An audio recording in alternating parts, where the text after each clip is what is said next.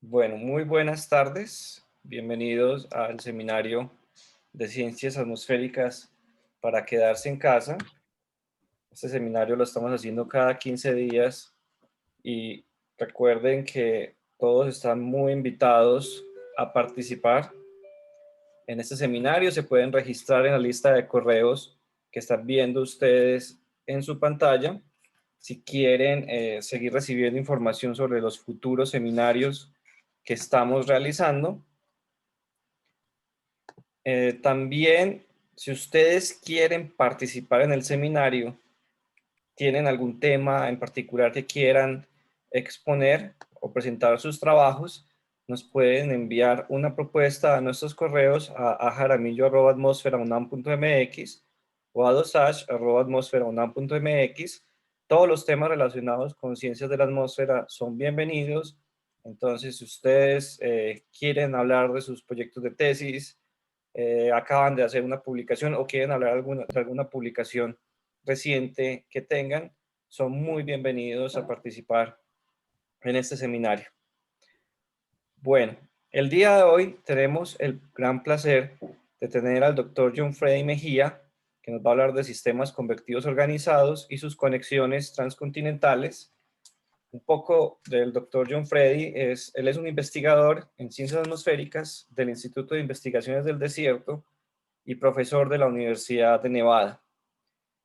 Su pregrado o su licenciatura fue en Ingeniería Civil en la Universidad Nacional de Colombia y un posgrado, una maestría en recursos hidráulicos también de la misma universidad y un doctorado en la Universidad de Oklahoma en meteorología. También pues realizó postdocs en la NOAA y en el Instituto de Investigaciones del Desierto, donde actualmente trabaja. Y menciono también que John Freddy ha participado en numerosos experimentos de campo. Entre ellos, pues voy a mencionar el proyecto NAME 2004 del Monzón de Norteamérica, también el proyecto ChocoJex, que fue el que expuso la doctora Joana hace unos seminarios, y también del proyecto OTREC del año pasado. También debo mencionar que John Freddy fue la persona que me enseñó a mí a hacer un radiosondeo hace unos años, cuando se estaba preparando el proyecto de ChocoJex. Entonces, pues, él fue mi maestro en esto de los radiosondeos.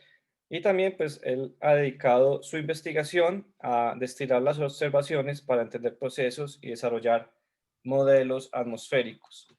Entonces, le doy la bienvenida a John Freddy. Es un gran placer tenerlo hoy con nosotros y que aceptara esta invitación.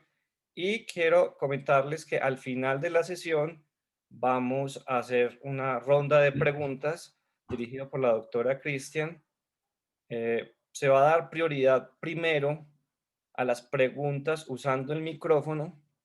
Entonces, para esto, en su panel de participantes o en el de chat, dependiendo de la versión de Zoom que ustedes tengan, van a ver una herramienta con forma de mano.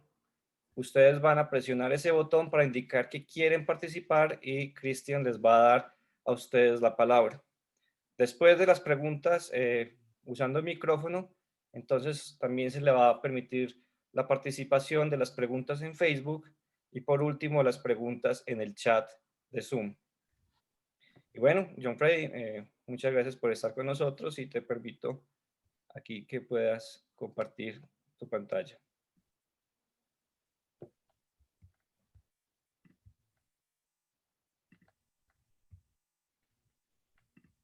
John.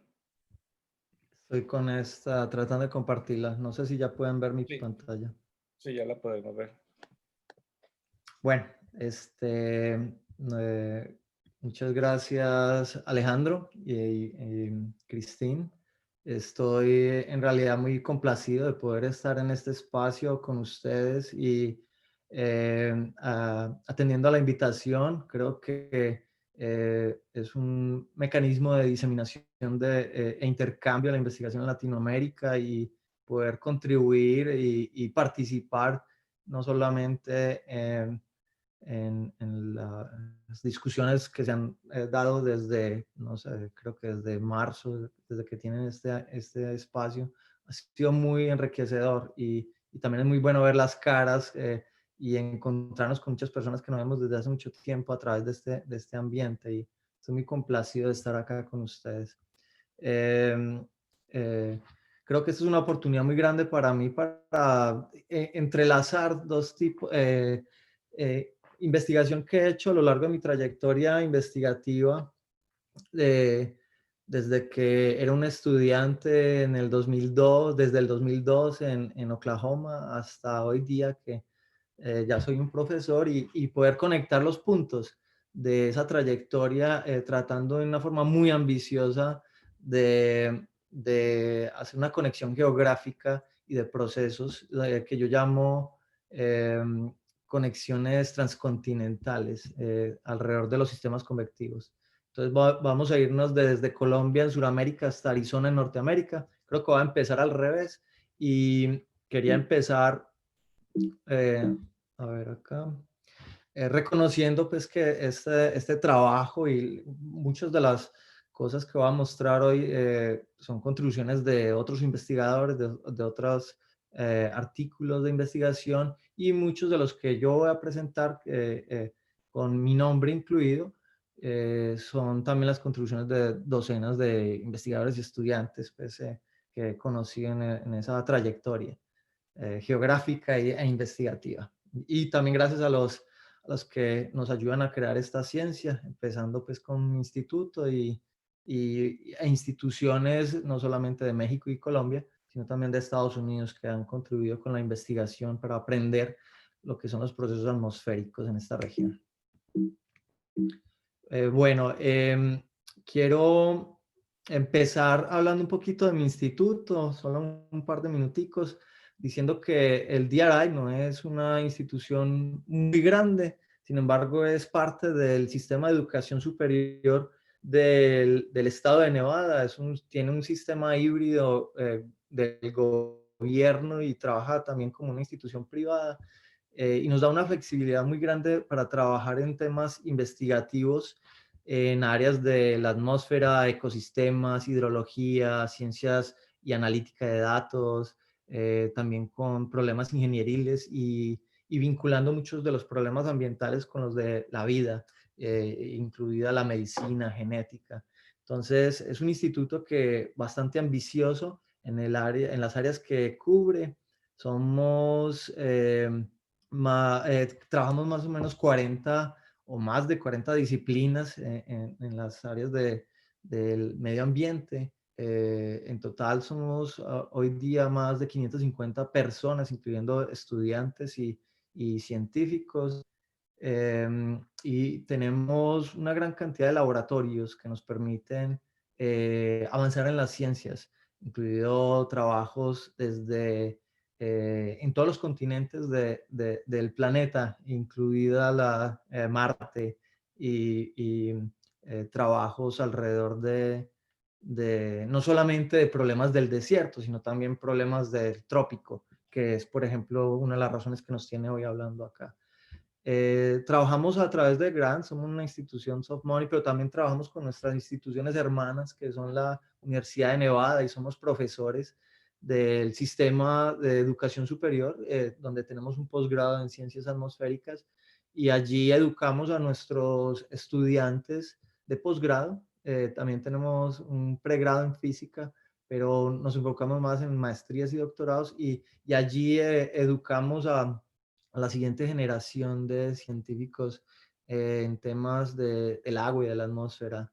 Eh, Personalmente he tratado de involucrar personas de Latinoamérica a través de programas de intercambio y pasantías. No es algo pues que hacemos muy frecuentemente, pero cuando se presenta la oportunidad tratamos de facilitar ese ambiente para que los estudiantes por ejemplo, de doctorado puedan tener una experiencia por fuera de sus países con otras escuelas de pensamiento y ha sido muy exitoso, donde También hacemos que estas pasantías sean parte de los currículums de diferentes instituciones y por ahora creo que es uno de los logros más satisfactorios que he tenido, es poder desde el DRI pivotear el trabajo en muchas instituciones de Latinoamérica, incluido la UNAM y el CCA, que son los que los anfitriones de este espacio. Bueno, ahora sí voy a pasar entonces a trabajar el tema de esas conexiones transcontinentales en las Américas. Nos vamos a ir a tratar de buscar esa conexión de lo que ocurre en el suroeste de los Estados Unidos. No voy a definir lo que es el monzón de Norteamérica, voy más bien a pasar a decir que en el verano en el suroeste de los Estados Unidos es una época de mayor intensidad de lluvias y tormentas, y voy a tratar de abordar el por qué ocurren esas tormentas de una forma muy marginal. Solamente quiero establecer ese pico final y a través del cual esos forzamientos que causan las tormentas, muchos de ellos están asociados a procesos del trópico. Aquí esta imagen que muestro es del National Hurricane Center de los Estados Unidos, mostrando las trayectorias de los huracanes desde más o menos en el siglo XX y principios del siglo XXI. Aquí pueden ver que el este del Pacífico, al sur de México y el oeste de Centroamérica es una zona de mucha trayectoria de ciclones tropicales. Cuando decimos ciclones tropicales, estos ya son tormentas tropicales y huracanes. Y estas trayectorias tienen una conexión en el borde del Océano Pacífico muy interesante, pero como pueden ver, esos inicios de las tormentas no nos tocan en Colombia y yo voy a tratar de llegar hasta allá, hasta Colombia. ¿Cómo? Bueno, en el 2004 se presentó el experimento del monzón de Norteamérica, donde se pretendía a través de una intensificación de las observaciones en la zona principal del monzón de Norteamérica, hacer observaciones especiales durante toda una temporada monzónica con radiosondeos y volando un avión de reconocimiento que nos permitía hacer un transectos muy interesantes alrededor de los procesos de interés del monzón de Norteamérica, muy poco entendidos en esa época. Luego voy a trabajar con unos datos que tuvimos en el 2019 de la del Organization of Tropical East Pacific Convection, un experimento financiado por el NSF en Estados Unidos, pretendiendo entender cómo son los procesos de la convección profunda en el este del Pacífico, particularmente al oeste de Costa Rica, al sur de Panamá y oeste de Colombia. En esta zona que vemos vacía, que es la zona que llamamos como una zona de semilla de huracanes. Y ahorita van a entender un poquito cuál es la razón de esas semillas. Entonces, el título, abusando un poquito de esas conexiones geográficas, quiero entender cómo esas tormentas en el suroeste de Estados Unidos y al oeste de Colombia se conectan, ¿cierto? No es una conexión muy directa y les advierto que voy a ser un poco abusivo de la casualidad y causalidad de algunas de estas relaciones que voy a mencionar. No es que esté diciendo que las tormentas en Colombia, los rayos de las tormentas en Colombia lleguen hasta Arizona. Esto es casi que un chiste, pero no voy a hacer esa relación tan directa, es un poco más indirecta, pero voy a tratar de que sea en el sentido físico. Tampoco es una charla que va a pretender decir que el aleteo de una mariposa en Colombia es capaz de causar tormentas en Arizona. No, este no es la aproximación que voy a traer hoy. No es un problema caótico, pero sí creo que es un problema que tiene muchos elementos que nos falta por entender. Bueno, esta mariposa no es colombiana, pues en realidad tiene unas alas pintadas con la bandera de Colombia, pero no, es un dibujito nada más de esa mariposa, para aludir a esa frase del caos que es tan famosa del doctor Lorenz.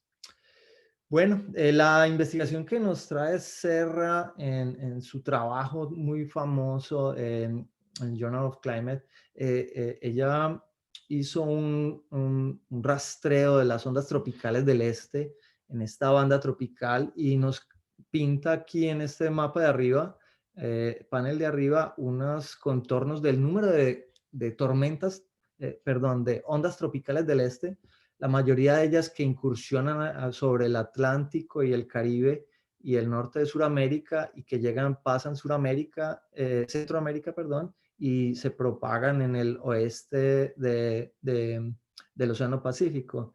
Muchas de ellas, en términos estadísticos, muchas de ellas se generan sobre el oeste del Océano Pacífico y parte de las preguntas que no se resuelven allí, pero que son originadas pues, en parte a partir de estos trabajos es que hacen que esta zona sea tan densa o de alta frecuencia en términos de ondas tropicales.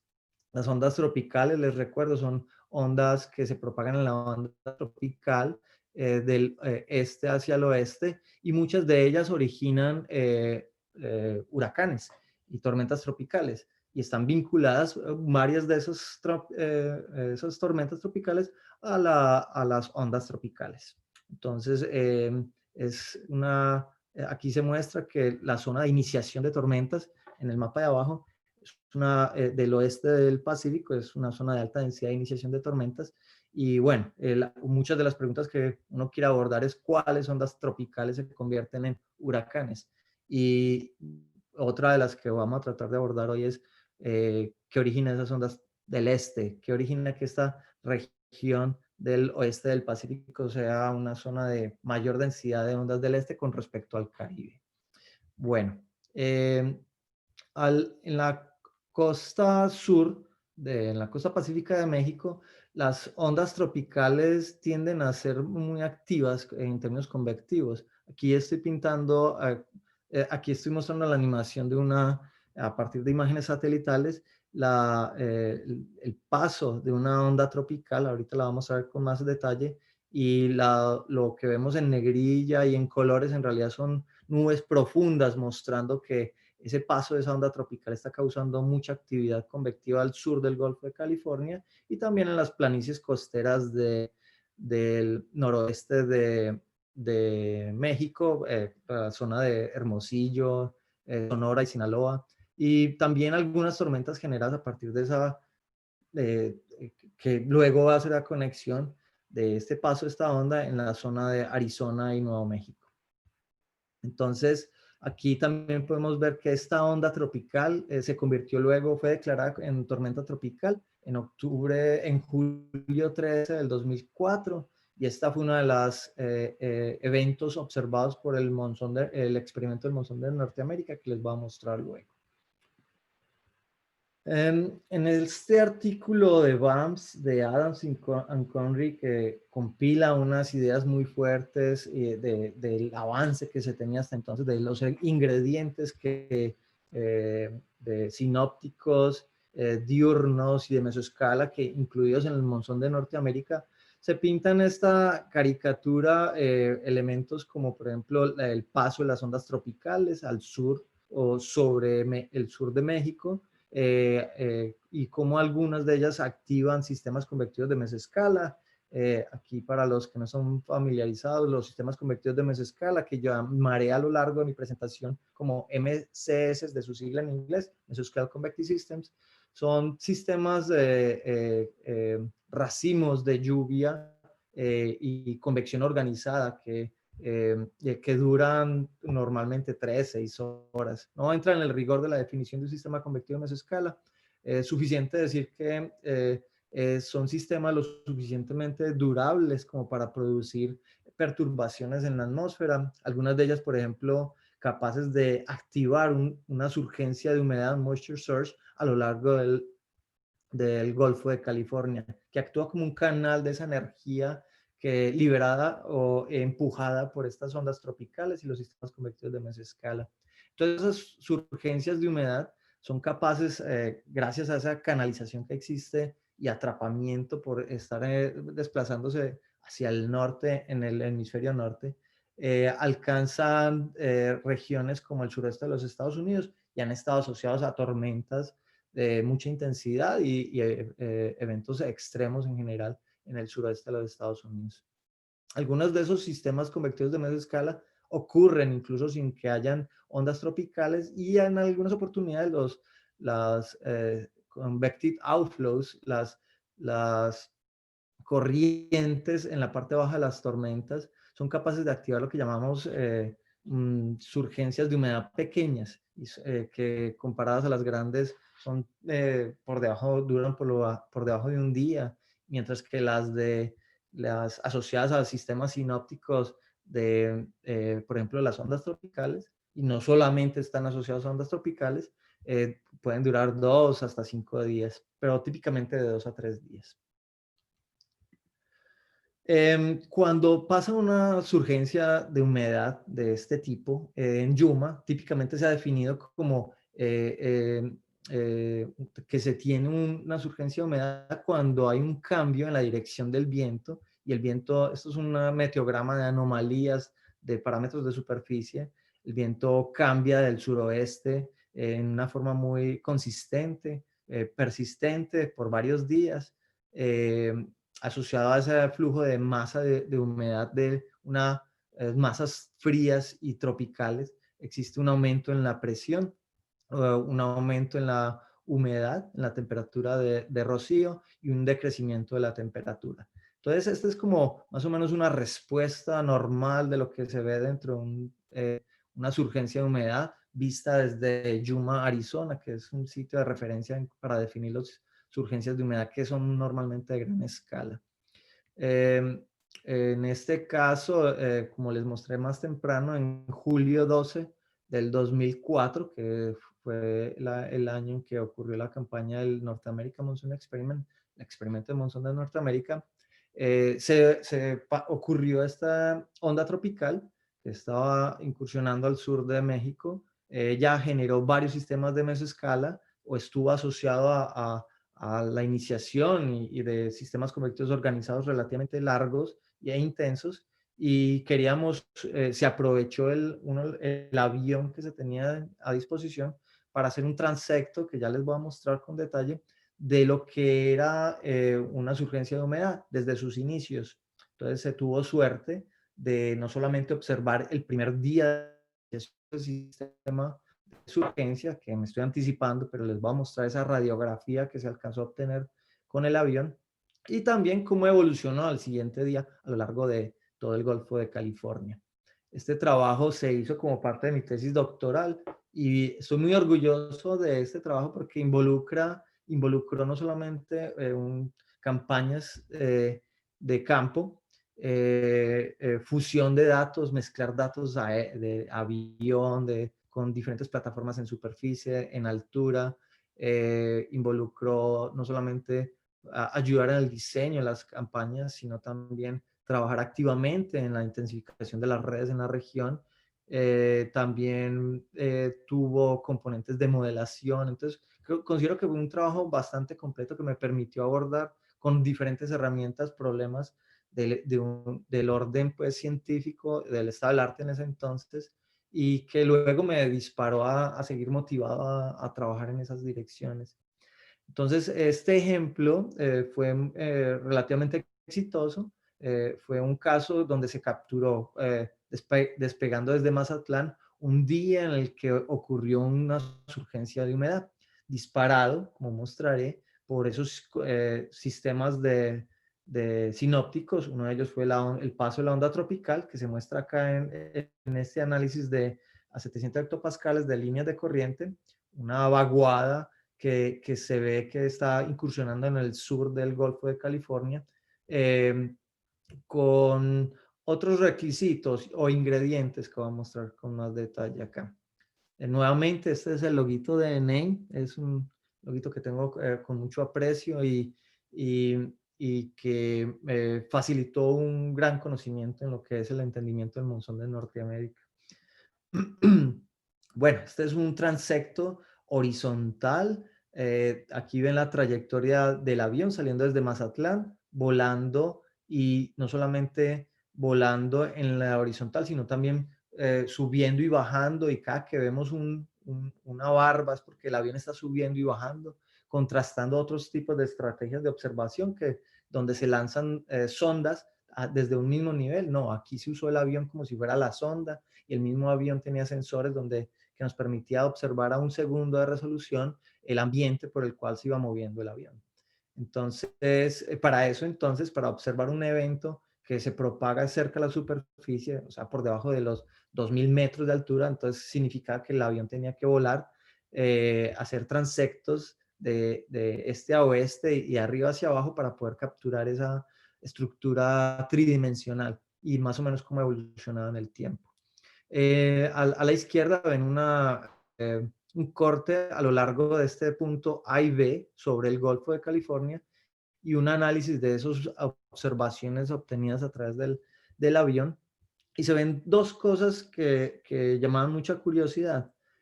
A partir de esa tormenta, ese sistema convertido en mesoescala que había a la entrada del Golfo, esta es la esquina sureste de este corte transversal, aquí había un sistema convectivo de mesoescala y asociado a esa tormenta había una convective outflow muy intenso que puedo más o menos delinear a través de esta línea S1 y una segunda, llamémosle discontinuidad más suave que la primera, llamo S2, que tiene más la forma dinámica y por sus aspectos por sus características de propagación como un Kelvin o un Bohr, que se conocen en la literatura como una especie de perturbación de una onda combinada de gravedad y Kelvin que se propaga sobre la superficie de la Marine Boundary Layer, sobre el Golfo.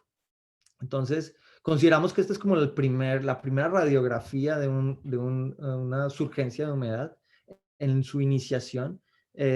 Más que lo que quería mostrar acá es que eso creó muchas preguntas para nosotros y era cuál es el papel, por ejemplo, de esos sistemas convectivos de mesoescala en intensificar las ondas de gravedad. O, por ejemplo, la pregunta también puede ser más refinada y ¿son las surgencias que ocurren sobre el Golfo básicamente asociados a los sistemas convectivos de mesoescala?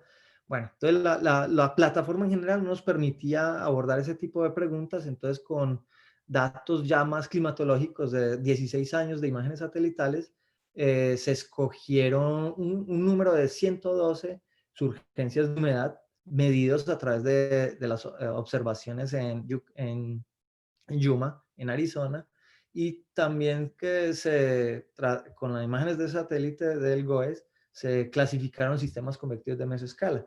También con análisis y reanálisis se hicieron rastreos para determinar cuáles de esos sistemas convectivos de mesoescala y esas urgencias de humedad fueron asociados a tormentas tropicales y a sistemas tropicales en general, o solamente a ondas tropicales que no se desarrollaron en sistemas tropicales.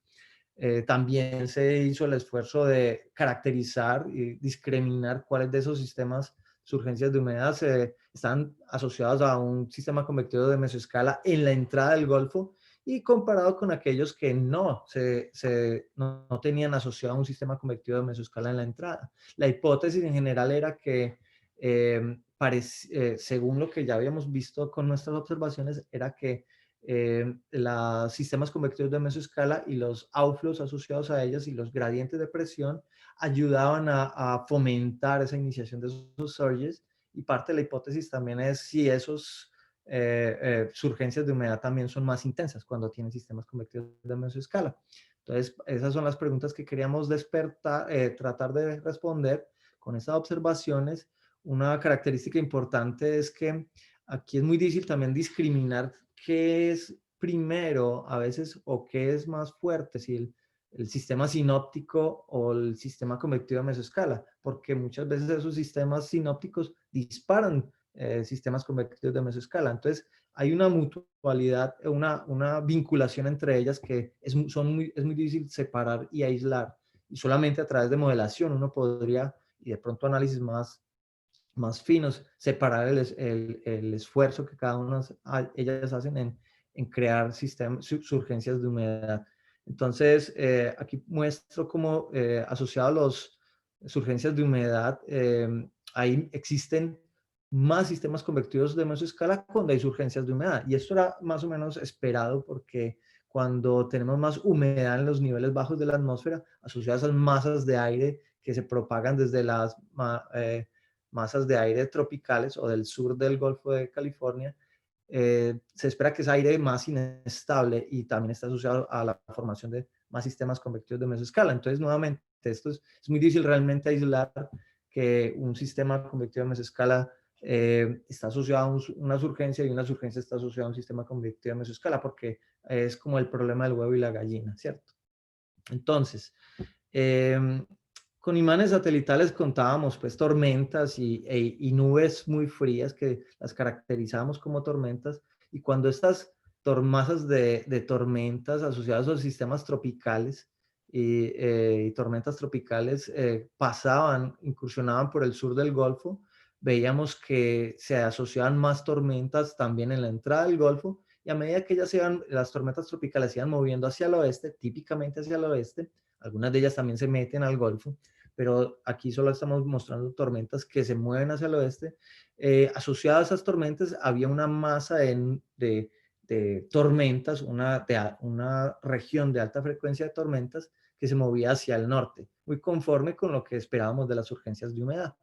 Prácticamente estamos diciendo que este incremento de tormentas que se mueven asociadas a los pasos de las ondas de las tormentas tropicales están prácticamente conectadas a través de esas urgencias de humedad.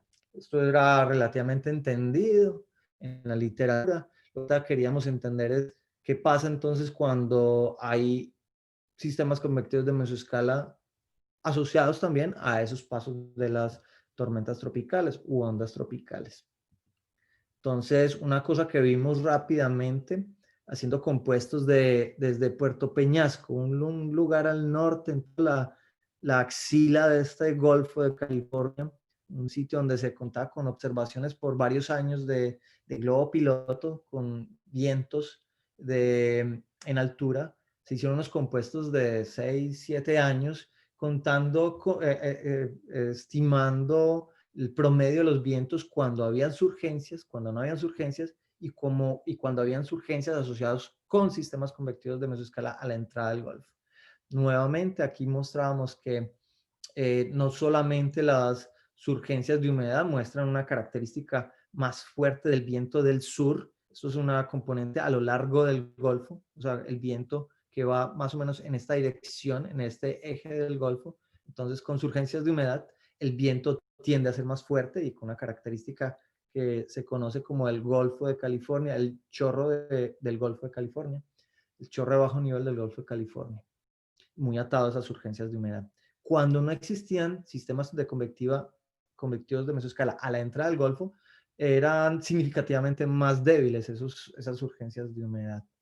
Y bueno, también existían sistemas convectivos de mesoescala que ocurrían a lo largo del Golfo, que eran capaces de activar, crear diferencias de cuando existían sistemas convectivos de mesoescala y no. Entonces, pareciera que los sistemas convectivos de mesoescala a lo largo del Golfo también eran capaces de intensificar el flujo a lo largo del Golfo. Y eso era algo muy, muy interesante porque decíamos que, bueno, eso es más adelante. Aquí ven como una evolución desde -2 días hasta +2 días alrededor del tiempo cero, que es cuando las urgencias de humedad llegan a Yuma, Arizona, que es más o menos cerquita al borde entre México y, y Estados Unidos, aquí cerquita la axila del Golfo de California. Y -2 días mostrábamos cómo esas urgencias no se mostran con características del viento del suroeste sobre el Golfo de California. A medida que iba pasando la surgencia, se iba intensificando el flujo del suroeste sobre el Golfo de California, se iba intensificando y hasta que se iba debilitando. Pero no sorprendentemente, asociada a esa definición del Golfo, existe una señal coherente espacial que abarcaba todo el Golfo de California. Y esas urgencias entonces tienen una característica casi que en la escala sinóptica muy importante. Asociado a ese patrón espacial a niveles medios, existe entonces una incursión, un paso del este al oeste de unas vaguadas asociadas a las ondas tropicales. Y quiero aclarar que no necesariamente las surgencias de humedad están asociadas a ondas tropicales. Existen también investigaciones mostrando que esas urgencias de humedad también están asociadas a unas vaguadas invertidas que ocurren en altura, en la alta del monzón de Norteamérica. Pero aquí discriminamos, hicimos el esfuerzo de discriminar que estas vaguadas que estaban incursionando sobre México eran asociadas a aquellas que se propagaban sobre el oeste del Pacífico e incursionaban sobre el Caribe también. Entonces, esta es como la fotografía típica que tenemos sobre una incursión de una surgencia de humedad con características asociadas a esos pasos de las ondas tropicales en el sur de la boca del Golfo. A la derecha tenemos más o menos la misma secuencia, más o menos de menos 2 días hasta más 2 días, en superficie y en altura, con una diferencia. Aquí estamos diferenciando las surgencias de humedad que tenían sistemas convectivos de mesoescala menos aquellos que no tenían sistemas convectivos de mesoescala. Rápidamente veíamos que existía entonces un ciclón más fuerte asociado a esas urgencias de humedad con sistemas convectivos de mesoescala. Aquí nuevamente quiero abordar el tema del huevo y la gallina. Los sistemas convectivos de mesoescala también están adaptados a ciclones más fuertes y esos ciclones más fuertes que generaron esos sistemas convectivos de mesoescala ayudan a generar no solamente más momentum y más gradiente de presión sobre el Golfo de California, sino también combinado pues a esas masas de humedad fría saliendo de los sistemas convectivos de mesoescala. Entonces, es muy difícil separar y solamente a través de estos compuestos podemos ver que existen diferencias, pero no somos capaces de explicar netamente cuál es la contribución de los sistemas convectivos de mesoescala. Suficiente decir hasta acá es que existe una conexión fuerte de lo que ocurre en el suroeste de Estados Unidos con los pasos de estas perturbaciones tropicales en la entrada del Golfo, que era prácticamente la conexión que quería hacer para luego pasarme un poquito más al centro del Golfo, del oeste del Pacífico. Aquí quiero invocar el trabajo de Ray Becker y otros en Jazz, donde querían hacerse la pregunta de si existían fuentes de ondas tropicales diferentes a las ondas tropicales que incursionan sobre el Atlántico y el Caribe, y si esta región del Pacífico Oriental es una zona de generación de ondas tropicales. Más adelante vamos a ver la justificación de esa pregunta, que es muy importante porque aparentemente es una región donde incrementa la varianza de los flujos de vientos y vorticidad y convección, prácticamente asociada a los procesos que ocurren localmente, no necesariamente a ondas que incursionan desde el Atlántico. Entonces, aquí nos muestra Raybeck que con un modelo, él corre por varios años en el periodo de mayo-noviembre, corre el modelo con una configuración normal, no voy a entrar en detalles a la configuración, y luego corre el modelo removiendo los Andes. ¿Qué ocurre allí? Parte de las preguntas que se tienen es que esa influencia de los Andes ayuda a generar tormentas en el este del Pacífico, cerca de Colombia, que genera esas perturbaciones que luego voy a conectarles más adelante. Solamente me estoy anticipando un poquito. Rápidamente se ve que cuando se corre el modelo con las mismas condiciones, excepto que removiendo el relieve de los Andes, que esa es la ventaja de los modelos, uno puede hacer prácticamente jugar Dios con ellos, se ve una diferencia muy grande en los campos de lluvia. Por ejemplo, se pierde esas características de lluvia fuerte al sur de Centroamérica, del oeste de Colombia, que también está muy asociado a sesgos del modelo comparado a lo que llamamos aquí la realidad. Este máximo de lluvia en realidad está ubicado en el oeste de Colombia, pero aquí el modelo no era muy justo a la hora de ubicar ese centro de alta lluvia, que son estos contornos de colores, y lo pone más al sur de Costa Rica. Suficiente decir aquí es que cuando quitamos los Andes se perturba totalmente ese campo de lluvia y llueve menos en el este del Pacífico. ¿Qué pasa? Pareciera que entonces existe una conexión de esa lluvia de los Andes con la generación de lluvia en esa región. Entonces la pregunta que aborda Raybeck en este trabajo, que me parece muy interesante, es que ¿qué está pasando? Porque hay menos lluvia. Entonces lo que encuentran ellos es que cuando se remueven los Andes, estos son los campos de vorticidad relativa, filtrados en una banda más o menos entre 3 y 12 días, se muestra que tú remueves los Andes y lo que haces es quitar la varianza asociada a la vorticidad, que es giro en el campo de viento en la parte media de la atmósfera. Y bueno, esto me ayuda entonces a hacer una pequeña conexión también más adelante, porque el mismo grupo de investigación, ahorita Whitaker y Maloney, trabajaron en un paper reciente, muy reciente, este salió ahorita creo que en julio del 2020, como un sistema convectivo de mesoescala que ocurrió en el sur de Panamá, del oeste de Colombia. Aquí está el sistema convectivo, aquí está el sistema convectivo, estos son diferentes días. Aquí el tiempo va primero en esta columna y después en esta segunda columna de paneles. Entonces, este sistema convectivo de mesoescala se fue convirtiendo en una onda tropical al punto en que se convirtió en la huracán Charlotta en el 2012. Entonces ellos vieron esta pequeña conexión y asociado a este huracán no había una onda tropical propagándose sobre el Caribe, sobre el Caribe. Entonces les pareció muy curioso y trataron de entender con modelos qué ocurrió para que se convirtiera desde un sistema convectivo de mesoescala a una onda tropical a un huracán. Esto era muy importante en términos de predictibilidad, no solamente para lo que ocurre en una región, por ejemplo, Arizona. Entonces corrieron el modelo y buscaron que, basado en las observaciones disponibles, que asociado a ese sistema convectivo de mesoescala había una zona estratiforme, de lluvia estratiforme, que mostraba no solamente una región muy dominante de lluvia estratiforme, sino también un vórtice de medio nivel. Esto era a partir de reanálisis y también cuando corrieron un modelo se dieron cuenta que el modelo también capturaba esta estructura del sistema convectivo de mesoescala con una región estratiforme muy pesada, que eso va a ayudarme a hacer una conexión más adelante.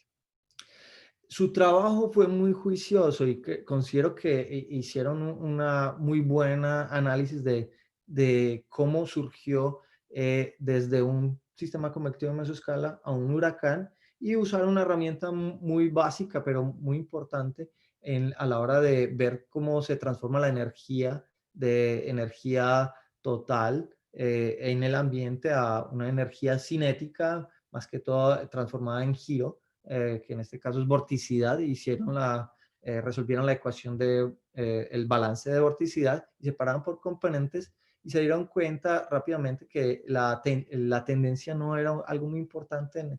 Bueno, era muy importante, pero que el término más importante en la ecuación de vorticidad, que es lo que siempre hacemos cuando hacemos el balance de vorticidad, es ver cuáles son los factores dominantes. Ellos se dieron cuenta que para este sistema convectivo de mesoescala la transición fue muy dominada por el estiramiento de la vorticidad, o que la existencia de una vorticidad que se acelera por el estiramiento asociado a ese sistema convectivo y ese ambiente convectivo con una región estratiforme. Entonces, esto es muy valioso, sobre todo a la hora de tratar de vincular las observaciones y entender que, por ejemplo, la transición de sistema convectivo de mesoescala a huracán se esté dando por las razones correctas. En términos de modelación, esto es lo que mostraba el modelo. El modelo mostró que esa transición posiblemente estaba muy asociada a ese estiramiento de la vorticidad. Wow, era muy importante. Y ahorita entonces la pregunta es, ¿esto es algo muy típico que ocurre en los sistemas convectivos de mesoescala? ¿Ese estiramiento a qué se debe y qué tan frecuentemente ocurre en esta vinculación de vorticidad con los sistemas convectivos de mesoescala y la generación de vorticidad? En Utrecht, en agosto y septiembre del 2019, tuvimos la fortuna de tener una campaña de observación en la región costera de Colombia. Esto es solamente un segmento de Utrecht, que era el que yo estaba enfocándome más fuertemente. Tuvimos la fortuna que uno de los vuelos de observación, entre 22 vuelos, 9 de los cuales ocurrieron en esta región de Colombia, esta es la costa colombiana, esta es la puntica al sur de Panamá, y estas barbas que se muestran en estos paneles son un drop zone, que es como un radiosondeo que se lanza de arriba hacia abajo, el vuelo del avión voló sobre cerca de la troposfera y lanzó estas sondas tratando de hacer una grilla uniforme, y con esa grilla y esos datos se hizo un análisis tratando de ver cómo eran los campos de vientos y distribución de la temperatura y humedad en esa región. Esa región era muy importante porque estaba muy asociada a un sistema convectivo organizado y capturó una región asociada a la región estratiforme de este sistema convectivo de mesoscala que vemos acá, de agosto 11 del 2019, que ocurrió esa mañana, y el vuelo capturó relativamente bien el ambiente que es liderado por ese sistema convectivo de mesoscala, como por ejemplo esta región de estos contornos de colores aquí indican la vorticidad. Entonces estas zonas más cálidas con estos contornos es una región de ciclo eh, giro ciclónico, ¿cierto? Y aquí no puedo ver la altura de presión, creo que me está tapando esto, pero ocurrió en la parte media a alta de la atmósfera. Entonces, una zona bien definida con un ciclón en la atmósfera media asociado a esta zona de vorticidad, esta zona de estratiforme.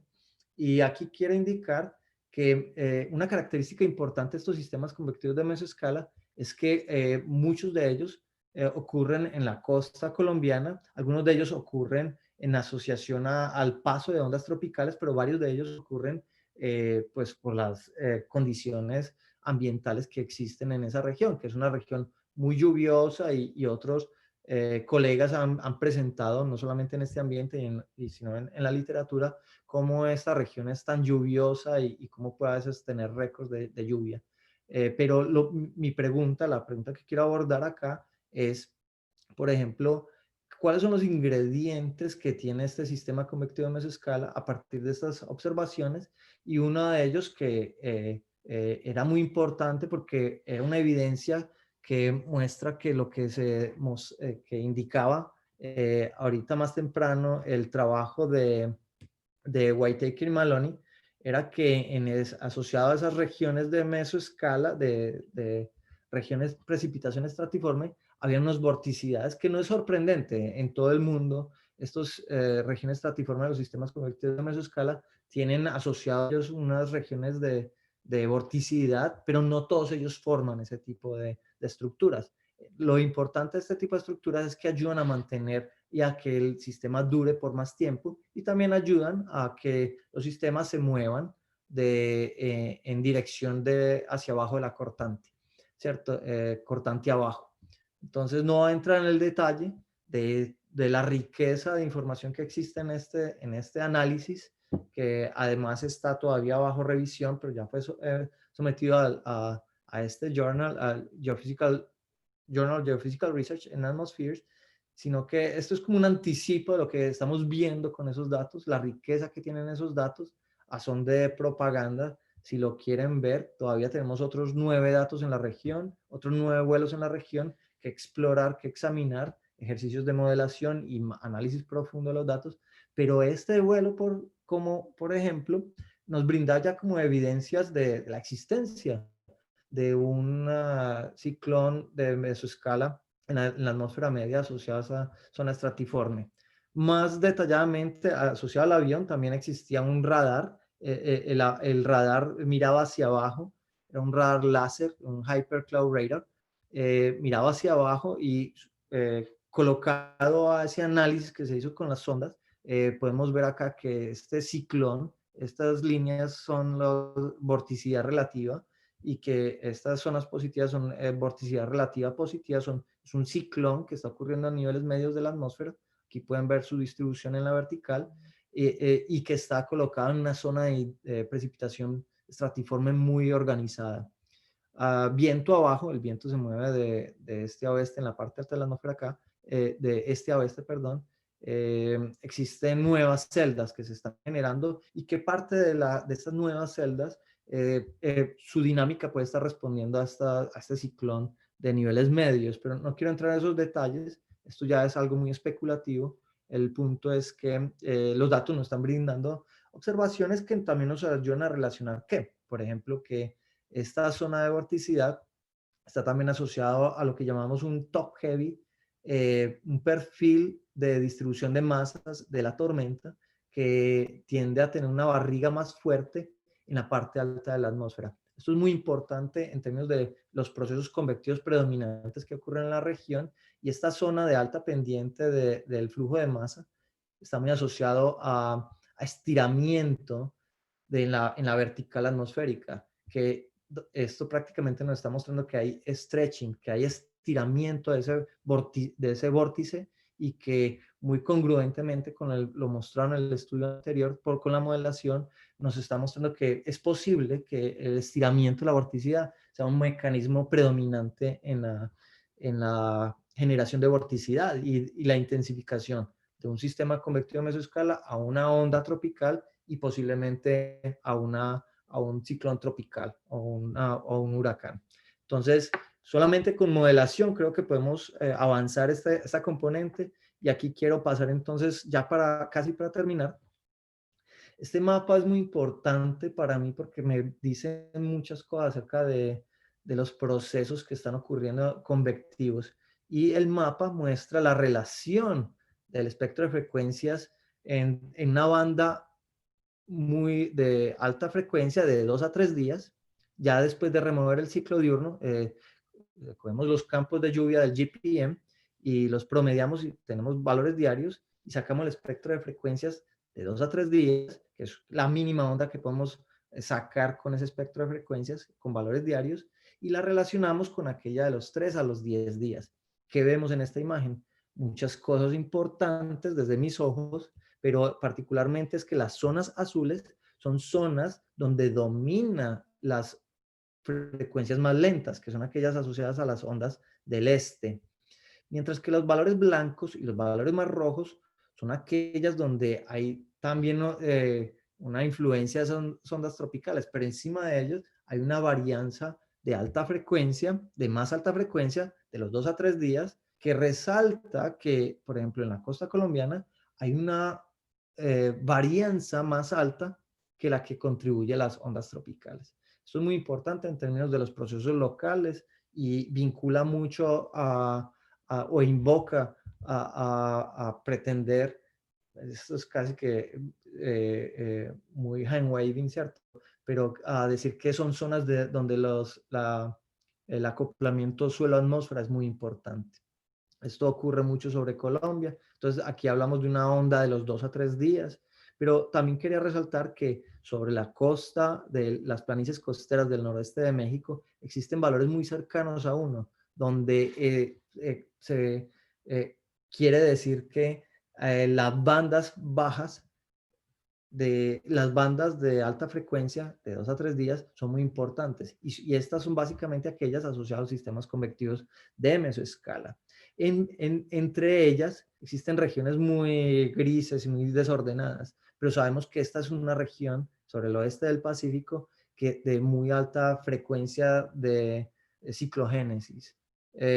Para terminar, quiero prácticamente brindar ideas, preguntas y conclusiones acerca de lo que les acabo de presentar, que nuevamente es muy pretencioso desde el punto de vista de las conexiones de lo que ocurre entre Arizona y la costa colombiana, pero creo que estoy tratando de hacer conexiones entre puntos, más que todo para invocar a la reflexión y de pronto a utilizar estas herramientas nuevas, que son los datos de Outreq, por ejemplo, y nuevas modelaciones que nos ayuden a entender cómo sistemas convectivos de mesoescala, que sabemos que tienen vórtices a niveles medios de mesoescala relativamente fuertes y coherentes, y también con evidencias de modelación mostrando que ellas se pueden convertir en ondas tropicales y eventualmente transicionar a ciclones tropicales. Aquí me equivoqué, también ciclones tropicales y tormentas tropicales, más allá de lo que brindan las ondas tropicales que se propagan sobre el Atlántico y el Caribe. Entonces, esto es muy importante a la hora de predictibilidad, porque parte de las dificultades que tenemos en predecir qué onda tropical se convierte o no en un ciclón tropical está muy oscurecido por esta influencia de los sistemas convectivos de mesoescala de Colombia. También lo contrario puede ocurrir, que si entendemos cómo cuáles son los ingredientes que ayudan a que ocurra esa transición, podemos entender más y predecir mejor.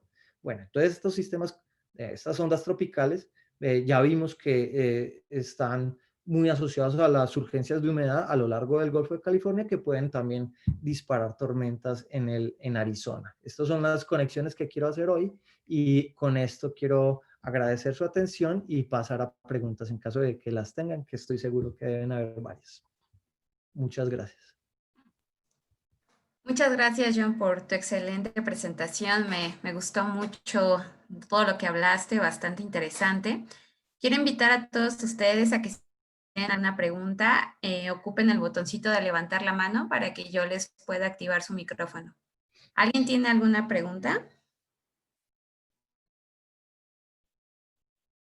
Pueden levantar su mano.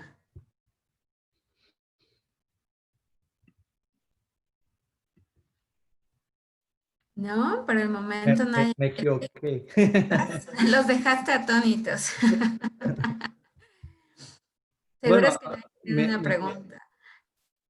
Ok, bueno, en lo que se animan a hacerte preguntas, a mí me gustaría como preguntarte más acerca de la campaña de Outrek.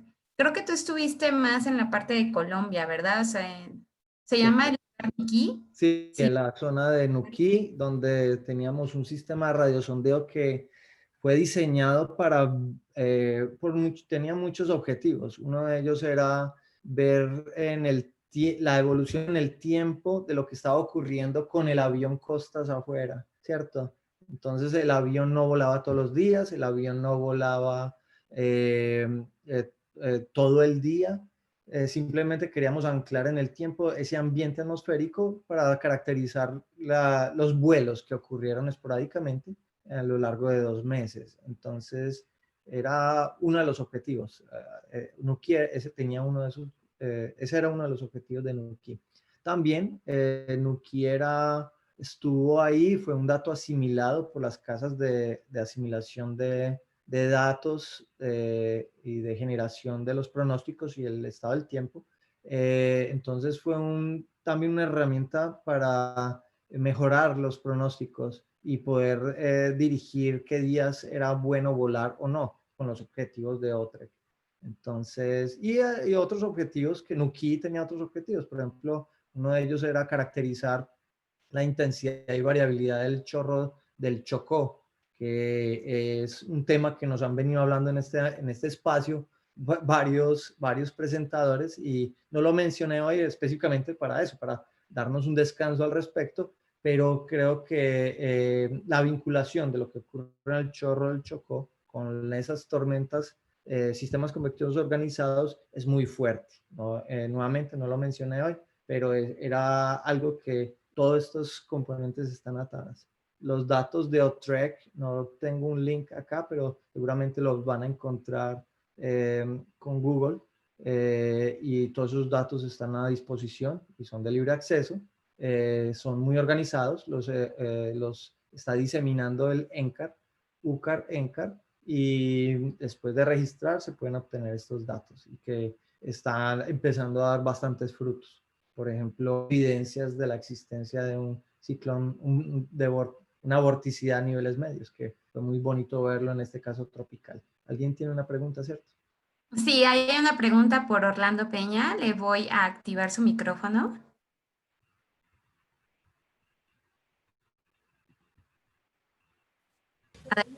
Orlando. Ok, buenas tardes. ¿Me escuchan, Cristian? Sí, sí, te escuchamos. Buenas tardes y muchísimas gracias por la presentación, doctor Mejía. Muy, muy interesante. Y yo pienso que nadie ha preguntado porque fue muchísima información buenísima. Yo quería, bueno, primero presentarme. Soy estudiante de doctorado del Centro de Ciencias de la Atmósfera y me he encargado de estudiar desde la maestría y ahora también el doctorado de estudiar los eventos extremos de precipitación en el noroeste de México.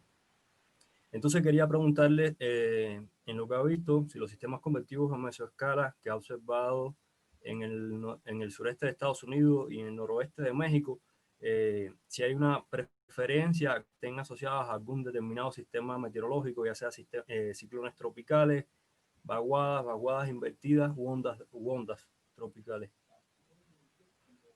Sí, bueno, creo que traté de, en mi educación, en mi periodo educativo, gasté bastante tiempo en esa pregunta y NAME, el experimento del monzón de Norteamérica, tenía esta pregunta como uno de sus objetivos principales. Era esa vinculación, cuando estos sistemas convectivos generan sistemas sinópticos, ondas tropicales, incursiones de ciclones tropicales en el Pacífico, vaguadas invertidas, cómo ellas facilitan en términos dinámicos la generación de convección en esa región. Entonces, nosotros solo hicimos un intento de vincularlas con las ondas tropicales y eso lo puedes ver en este artículo de Mejía y otros del 2017, ¿cierto? Y si quieres me escribes y te puedo mandar la referencia completa. Y allá tratamos de explorar todos estos vínculos, pero creo que nos enfocamos un poquito lejos de estas vaguadas invertidas y existen otras escuelas en México y en Estados Unidos que miran con mucha atención el efecto de estas vaguadas invertidas, las cuales tienen bastante predictibilidad, pero no se sabe cómo es su respuesta a lo largo del Golfo. Entonces, me escribes por favor y te mando el artículo para que puedas usarlo como referencia si lo consideras. Ok, muchas gracias. Tenemos una pregunta de parte del doctor Arturo Quintanar y dice que ¿qué relación ves entre tener una onda Kelvin-Bohr y una onda de gravedad? ¿Quién causa quién? Y por último, la razón por la que los sistemas convectivos de mesoscala viajan al norte es porque el flujo medio va al norte por la costa del Golfo. Oh, wow, sí. Bueno, hola, Arturo, ¿cómo estás? Creo que haces una pregunta bastante compleja desde el punto de vista dinámico. Creo que para lo que estudié entonces y leí entonces, es posible que las ondas de gravedad, los cold pools de las tormentas, activen en una atmósfera que esté relativamente estratificada y estable, pueda activar la generación de una onda Kelvin, ¿cierto? Y el Bohr viene a ser como una onda Kelvin que se rompe, ¿cierto? Porque es una onda difusiva, queriendo decir que es una onda que la velocidad de propagación es función de la profundidad del medio en el que se está propagando. Entonces, creo que lo que estamos viendo acá, en este caso, pues que estudiamos en este caso de estudio, era algo parecido a lo que acabo de decir, un outflow prácticamente impactando en la capa marina, en la inversión marina, que sobre el Golfo era una zona muy estratificada y fue capaz de incentivar la atmósfera más arriba y más adelante de ella. En términos de momentum, también se dice que, y esto es algo que no pudimos diferenciar, es que la cercanía del ciclón en la Sierra Madre Occidental crea también una aceleración del flujo porque el flujo está atrapado y hay un desbalance geostrófico y una aceleración geostrófica que acelera el flujo a escalas tan altas como la Sierra Madre Occidental. Y aquí veíamos que ese Bohr, que llama esa estructura S2, el Kelvin Bohr, también tiene esa altura característica. Entonces, no puedo decir quién inicia quién acá, pero las dos están ocurriendo más o menos al mismo tiempo. Y tenía otra pregunta que era, ¿por qué los sistemas convectivos de mesoscala viajan al norte? ¿Es por el flujo medio? ¿Va al norte por la costa del Golfo? Es lo que él escribe. Sí, entiendo de estudios de otros colegas en términos de que tratan de medir el ciclo diurno de la convección en las planicies costeras de Sonora y Sinaloa, que estas tormentas trataban de buscar el Golfo, iban más bien del piedemonte hacia la costa y en algunos casos en dirección de la cortante, hacia abajo de la cortante, que era muy forzada por el flujo por encima de la Sierra Madre Occidental, y esa era una dirección relativamente nor-noroeste. No todos los sistemas convectivos de mesoscala o las tormentas se mueven en dirección de la cortante, pero es casi que una regla de la mano derecha, pues una reglita que a veces usamos y es que se mueven en dirección de la cortante. En este caso, tiende a ser hacia la costa, hacia la costa con una componente hacia el norte. Ok, muchas gracias. Ahora la doctora Graciela tiene una pregunta. Le voy a activar su micrófono. Adelante, doctora. Hola, ¿me escuchan? Sí, gracias. Hola, ¿qué tal, John? Muchísimas gracias. Esta presentación choca full de, de información. Exactamente, quedamos medio así anonadados. Pero una de las cosas interesantes de tu paper de los resultados del Lautrec me hizo acordar de el proyecto Tex-Mex de David Raymond y Kerry Emanuel basado en Acapulco con un avión. Y ya me acuerdo que ellos en esa época ya hablaban de ese mesobórtice a partir de convección preexistente, de sistemas convectivos organizados, que después daban origen a ciclogénesis, ¿no? Propiamente dicho, a las semillas básicamente para ciclogénesis en esa zona. Entonces, en tu estudio, ¿qué ingredientes adicionales determinaron a partir de las observaciones más detalladas que obtuvieron en el Lautrec? ¿Se relacionan con, por ejemplo, tasa de intensificación? ¿Con qué aspectos específicos después de ciclogénesis o la transición a ciclogénesis? Bueno, Graciela, qué gusto saludarte. Y bueno, me haces una pregunta bastante compleja. Estoy familiarizado con el trabajo de Tex-Mex y de David Redmond y Kerry.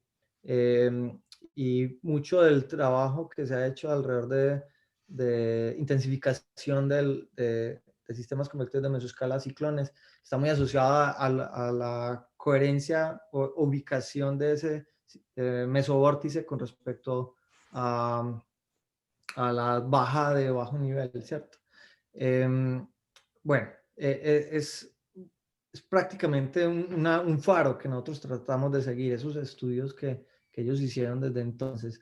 En el trabajo de Lautrec, esto todavía ha sido algo muy descriptivo, todavía estamos examinando los datos, prácticamente entendiéndolos, mostrando su calidad, describiendo las observaciones. No hemos entrado a hacer balances de momentum o de energía o de vorticidad.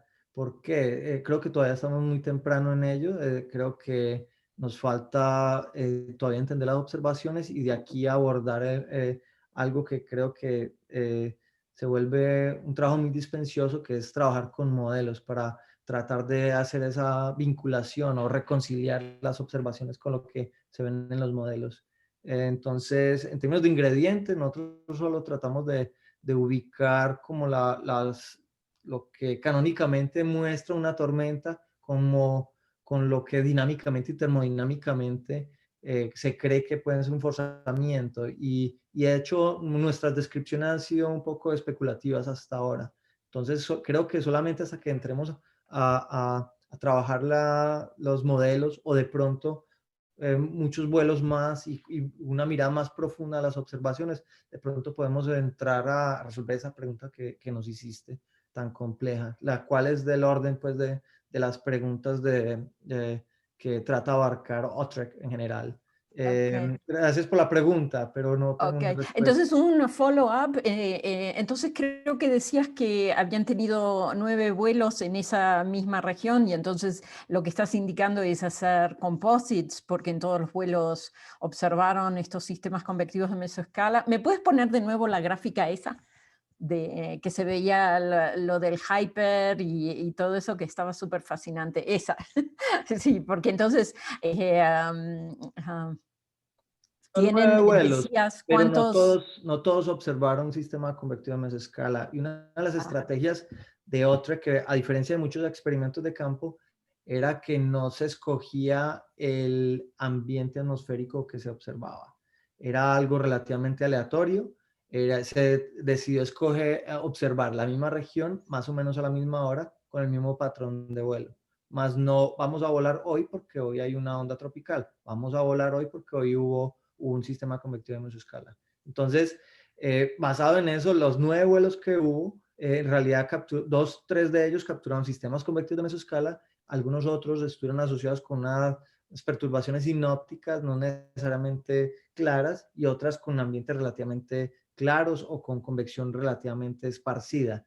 Entonces, la estrategia de vuelo no permite como mucho hacer ese tipo de compuestos, pero sí permite entender un poquito los diferentes ambientes en los que ocurría esta convección o no ocurría. Entonces, bueno entender un poquito esas campañas de observación porque esa estrategia también ayuda a entender las posibilidades que se pueden analizar con los datos. Pero qué buen detalle que me ayudaste a resaltar.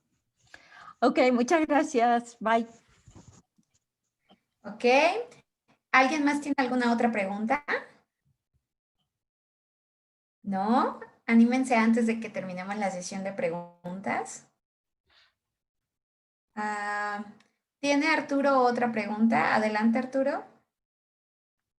¿Quieres que te voy a activar el micrófono? Ok, adelante, Arturo.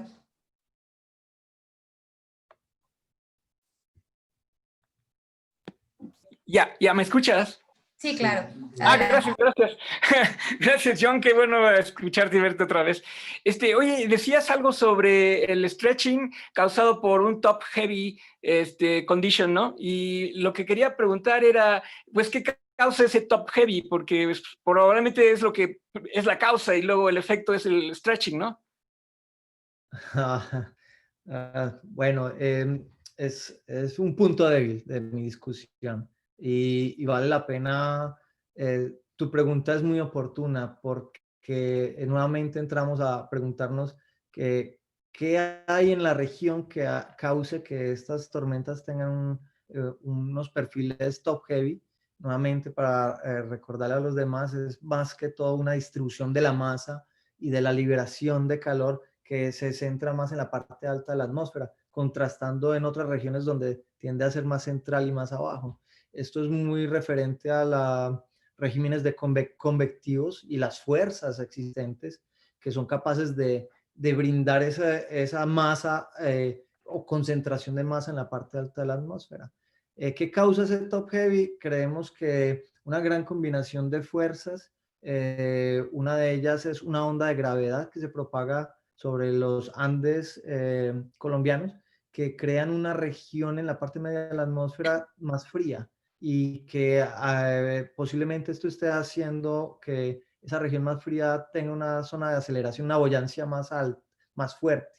Después de que esas parcelas sean disparadas, van a cruzar entonces una zona de aceleración en la parte media de la atmósfera, que brindan esa convección incluso más arriba. Eso es muy especulativo, pero creo que ese es uno de esos ingredientes que están ayudando.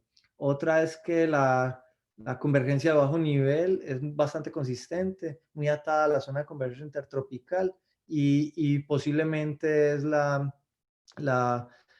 ubicación de estas tormentas con respecto a el forzamiento orográfico, que están muy cerca de los Andes, que son básicamente las que la inician, y luego con un reforzamiento entre las circulaciones locales de brisa y de tierra, que nosotros hemos tratado de ver cómo es la coherencia de todo esto que estoy diciendo para favorecer esas tormentas sobre el mar que sean tan profundas. Zuluaga y House en el 2015 tiene un artículo muy interesante en Monthly Weather Review mostrando que típicamente el sureste del Pacífico tiene gran concentración de lluvia estratiforme, muy pesada. Son tormentas que concentran mucha lluvia estratiforme y estos ambientes estratiformes concentran mucha masa y tienden a ser top heavy en general. Una de las respuestas de Utrecht es que ha encontrado diferencias entre los ambientes del Caribe y el sureste del Pacífico. Y una de esas características es que las del Caribe no son tan top heavy como las como las del Pacífico. Entonces, es como prácticamente una huella digital de estas tormentas en esa región. Y el hecho de que sean top heavy pareciera que son ambientes que ayudan a hacer el stretching y que hayan unos vórtices de mesoescala. Basado ya prácticamente lo que típicamente los estudios han encontrado. Top heaviness y stratiform precipitation están asociados a más frecuencia de vorticidad o de pronto más vórtices más intensos en la parte media de la atmósfera. Ya, bueno, por último, es muy interesante el hecho de que puedas tener vorticidad suficiente como para poder generar un sistema así. Digamos, si divides vorticidad relativa entre vorticidad planetaria, ¿eso es un número cercano a 1 o es muy pequeño? O sea, ¿cómo está aquí Coriolis? Es muy pequeño y la deformación de Richardson nos muestra que además de estar tan cerca del trópico, estos sistemas, la influencia de vorticidad planetaria es muy pequeña. Y los sistemas duran mucho. Una de las ventajas que tienen esta vorticidad es que se generan ambientes que son bastante consistentes y duran más de 6 horas fácilmente. Entonces tienen suficiente tiempo para relajarse cuasi geostróficamente y hacer ajustes dinámicos, pero es parte de lo que estamos como de nuestras preguntas y qué bueno que las resueltes. Gracias. No quiero dejarle chance a otros. Gracias. Muchas gracias. Muchas gracias, Arturo. La última pregunta va a ser hecha por Brad. Adelante, Brad. Hola, John. Buenas tardes. ¿Me escuchas? Claro, Brad. ¿Cómo estás? Bien. Bueno, te voy a hacer la pregunta en inglés porque me hace más fácil.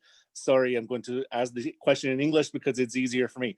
So maybe it's a little bit from left field, so I apologize for that. But, there is a lot of discussion about convective systems and climate change and what the effect of climate change will be on these convective systems. There's a lot of debate about tropical cyclones and whether or not the frequency is changing, whether or not the intensity is changing. What do you know about these mesoscale systems that aren't quite tropical cyclones? Obviously, clearly they're related to tropical cyclones and can form them later.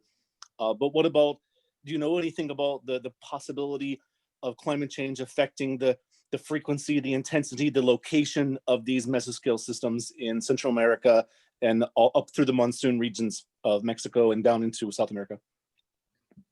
Bueno, Brad, no, me coges con las manos en alto prácticamente. Yo creo que no tengo una respuesta directa y cada que trabajo el tema de cambio climático, no solamente en los sistemas que los modelos puedan caracterizar, como por ejemplo sistemas sinópticos, como aquellos que no son capaces de resolver, por ejemplo, sistemas de mesoescala, creo que trato de guiar la respuesta hacia el tema de la constante en humedad relativa, ¿cierto? Es una hipótesis bastante grande, pero se trata de usar como que el cambio climático conserva la humedad relativa a partir de entonces de un aumento en la temperatura.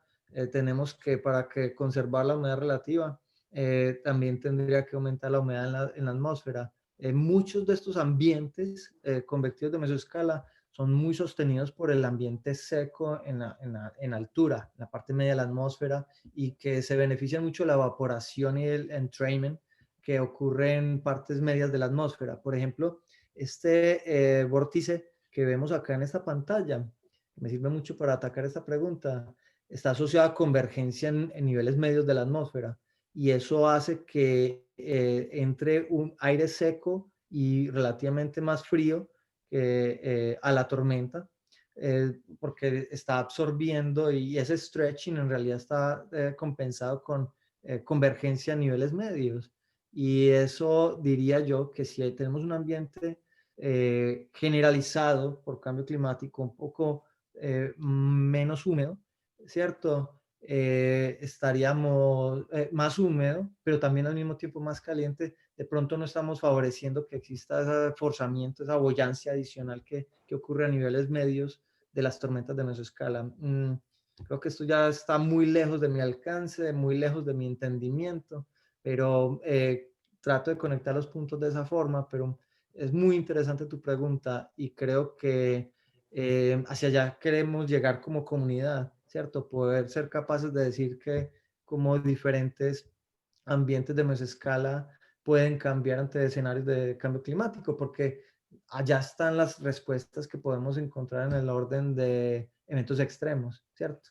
Que no Bien, son, bien, bien. Gracias, John. Sí, tienes razón que, bueno, claro que sí, los modelos no son capaces de resolver esos sistemas pequeños, pero igual las consecuencias son muy profundas, pueden llegar a ser muy profundas porque, bueno, esas son las semillas para ciclones tropicales o los patrones de lluvias, etcétera. Así que, bueno, es una pregunta abierta. Eso entiendo de tu respuesta. Muchas gracias. Sí, sí, gracias, gracias. Y sí, es muy abierta y creo que entender cómo ocurre estas conexiones pueden ayudar a resolver la pregunta que es bastante sticky asociada a los sistemas tropicales y huracanes. Entonces, puede ser una línea de investigación que ayude y creo que existen personas trabajándola. No es necesariamente mi área de trabajo, pero es un área que puede ayudar a encontrar bien cómo puede ser esa física y no necesariamente estadística de esos cambios climáticos. Gracias por la pregunta, Brad. Ok, pues muchas gracias. John, muchísimas gracias por tu tiempo y por responder a todas las preguntas de nuestra audiencia. Y ahora le voy a ceder a la palabra a Alejandro. Adelante. Bueno, John, quiero felicitarte por tu excelente presentación. La verdad es que pues, hablaste de muchísimos temas y todos muy interesantes y que están de la mano de una de las ideas de este seminario y es mostrar que todos los trabajos que se hacen sobre, por ejemplo, dinámica y convección y en toda esta región del Norteamérica, Centroamérica y Suramérica, todas están de alguna forma conectadas. Entonces, pues hay muchas oportunidades de interactuar entre los distintos grupos de investigación y desde los distintos investigadores que hay en Latinoamérica y que tenemos una región muy interesante para explorar y que debemos aprovechar para poder conocer mejor este sistema. Quiero a todos los que nos están escuchando compartirles el correo de John Freddy por si están interesados en saber un poco más o de alguna pregunta que quedara pendiente y que no alcanzaron a hacer. Entonces la pueden encontrar aquí en la diapositiva. Y John, pues te queremos dar un muy grande agradecimiento por habernos acompañado el día de hoy. El Centro pues, de Ciencias de la Atmósfera te quiere hacer entrega de este pequeño certificado por hacer este seminario el día de hoy, que te lo voy a enviar por correo electrónico más tarde cuando terminemos el seminario. Y pues nuevamente agradecerte por tu excelente presentación el día de hoy. También a todos nuestros oyentes queremos invitarlos a que conozcan las redes sociales del Centro de Ciencias de la Atmósfera, en particular pues las páginas de Facebook, de Instagram, de Twitter y de YouTube. Ahí van a encontrar más información de futuros seminarios, no solamente de este ciclo de ciencias atmosféricas para quedarse en casa, sino también de otros eventos que tenemos, por ejemplo, esta semana de qué onda con el tiempo, que se hace un análisis del pronóstico para la región de México y también pues tener información sobre eventos meteorológicos de particular interés y algunas cápsulas de divulgación sobre ciencias atmosféricas. También el Centro de Ciencias de la Atmósfera tiene un seminario institucional que se realiza generalmente la semana siguiente a cuando tenemos este seminario y en ese seminario exponen principalmente investigadores relacionados con el Centro de Ciencias de la Atmósfera o que trabajan en conjunto con el Centro de Ciencias de la Atmósfera para que puedan conocer más sobre las investigaciones que se realizan. Y este seminario es transmitido vía Facebook o vía YouTube. Entonces estén pendientes de las redes sociales si quieren ver o conocer más de estos seminarios. Por último, queremos invitarlos a nuestro próximo seminario, que va a ser sobre el análisis de la distribución de precipitación en combinación con el uso de isótopos estables de agua, el caso del Valle Central de Costa Rica, por la doctora Ana María Durán Quesada, de la Universidad de Costa Rica, y el doctor Ricardo Sánchez Murillo, de la Universidad Nacional de Heredia, en Costa Rica. Entonces están todos muy invitados a acompañarlos y les agradecemos por habernos acompañado vía Zoom y también a los que nos están acompañando vía Facebook. Les deseamos un feliz resto de tarde y hasta una próxima ocasión.